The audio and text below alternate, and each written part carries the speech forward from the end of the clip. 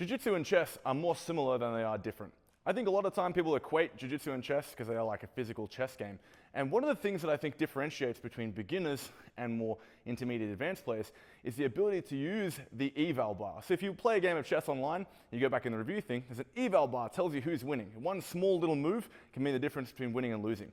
So as a beginner, your job is to try to understand when you're in a losing and an advantageous position. Sometimes these differences are really small. So if I have Wilson on his back here, for example, the difference between Wilson having like a reverse De La Riva hook, having his frames in, stepping on my hip or maybe on my shoulder, maybe grabbing my ankle here, I would say this is like a winning position for Wilson here in this position because all of his frames are in, okay? So if you tweak this position and you make a few small adjustments, you clear this out, you clear his hook, now I would say I'm able to put pressure on my partner, and if anything, now I have a winning position.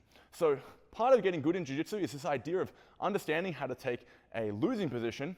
All right, so if Wilson's in this position, he needs to now think about, okay, how do I frame me out and get back into a winning situation where he has hooks and frames and all of his structures back in. Okay, and this applies to all different types of positions, where here he's got De La Riva guard.